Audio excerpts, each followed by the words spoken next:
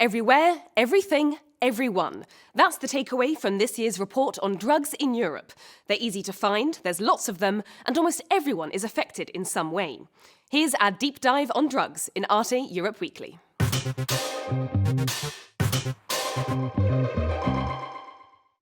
The 2023 drugs report by the European Monitoring Centre for Drugs and Drug Addiction makes it crystal clear. Cocaine has never been so easy to get hold of. And it finds its way into Europe through its seaports, predominantly in Spain, the Netherlands and Belgium. Little old Belgium, more known for EU politics and waffles, is actually now the cocaine capital of Europe. Let's take a tour around some of Europe's drug trafficking hubs in Fast Forward.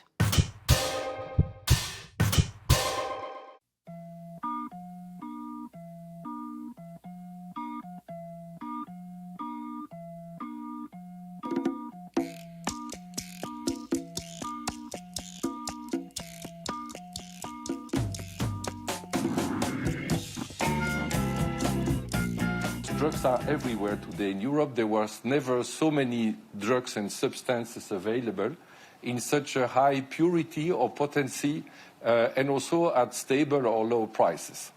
This is according to findings published in June by the European Drug Agency in their annual report.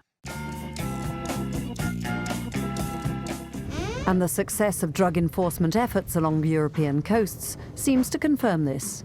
In an international operation near Lisbon, this sailing ship was intercepted and the police seized approximately 1 ton of cocaine. We are currently witnessing an increase in drug flows to Europe, especially cocaine and hashish. But it's wrong to say that Portugal is the main gateway for drugs into Europe.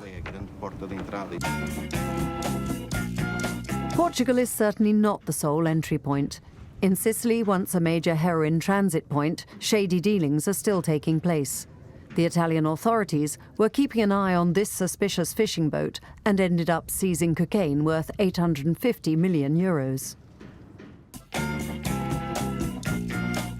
A similar operation took place in Spain. Thanks to a Europol tip-off, the Guardia Civil identified some suspicious banana shipments, leading to the seizure of 6.5 tons of cocaine. The port of Antwerp alone accounted for almost half of the over 300 tons of cocaine seized in Europe last year. The net is closing itself a bit, but they are fighting with everything they have to throw back. And that is what's going on at the moment. That is why we have to continue. The small port of Vlissingen is a new smuggling hotspot. 2 weeks ago, anti-drug teams achieved a major bust, 4.5 tons of cocaine, more than in the entire previous year. We always say every gram we take off the market counts. That's what we fight for every day. But despite these successes, estimates by customs authorities still suggest that the majority of the cocaine flow into Europe remains undetected. So which drug holds the top spot? After cannabis, cocaine is the second most commonly used illicit drug in Europe. In the last year, 3.7 million people across Europe used cocaine. That's the same as the population of Berlin. And that's exactly where we're heading in our report this week, to find out more about the city's new drug-checking centres. In today's world, there is nothing easier than getting your hands on drugs. You simply order on your phone, and before you know it, the dealer arrives with the goods. But you can never really be sure exactly what the products contain. This is why in Berlin, a drug advice centre now offers its clients the opportunity to get their drugs tested. You only have to answer the questions you want to answer. First, you fill out a form. Then you receive an identification code that allows clients to anonymously check the results of the analysis. The drug is then wrapped up and sent off with its description. Tibor Harach has been fighting for a drug-checking centre for more than 20 years. Drug checking is really important. First of all, because we want to limit potential damage. It allows us to identify excessive quantities of a particular substance, or detect substances that don't match the supposed drug, or even detect any impurities that may be toxic. Secondly, because we want to reach drug users that drug dependency services don't necessarily reach, or who are reached much too late. And thirdly, because as an information centre for drug users, as part of the health system, we want to be aware of what drugs are currently circulating on the market. There is huge demand at the 3 Berlin centres. The demand is greater than the supply. Unfortunately, we regularly have to turn people away or ask people to come back the following week. The drugs go to the lab for forensic analysis. The products are weighed, then dissolved, and the components are analysed. The results are alarming. 1/3 of samples tested so far have been contaminated or contain dangerously high quantities of the active substance. Those concerned were advised of the results. I'm sure that by doing this, we will raise awareness of the risks related to drug use. We provide information on how drugs can be taken, and with this, people can make more informed decisions, and drug use will decrease. Drug checking has been taking place for some time already in most Western European countries. Scientific studies have shown that when paired with advice, this service works. Here we have a relatively ordinary ecstasy pill, and I haven't found any impurities. Good news for the person involved, but let's hope they don't take the rest of the batch all at once. As people who go to these drug-checking centres can find out, synthetic drugs can be a bit of a lucky dip. You're never quite sure what you're going to get. Some synthetic drugs you might know are MD, spice or bath salts, but they come in lots of different forms. Let's take a look in detail.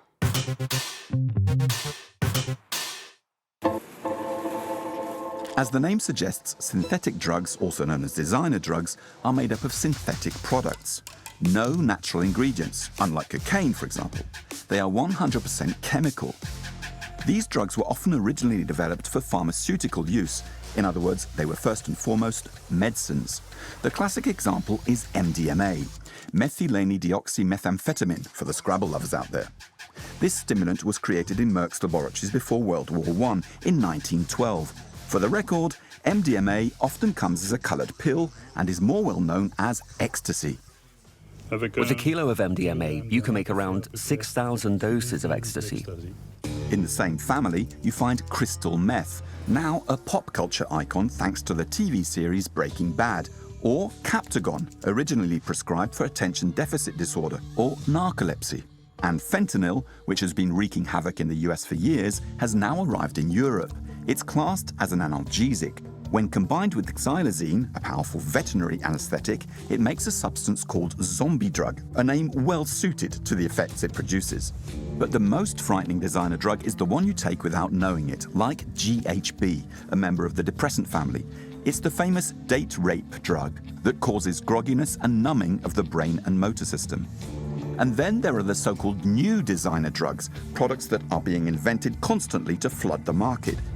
Since they're so new, they haven't yet been classed as illegal, and so they are sold as legal drugs, on the internet, sometimes even sent through the post, until the law catches up, and then they are simply replaced by other new substances. The designer drug boom can be explained by a few different factors. First, these drugs are often tablets or powders taken orally, a method often associated with recreational use. There are far fewer psychological barriers to using them than to injecting heroin, for example.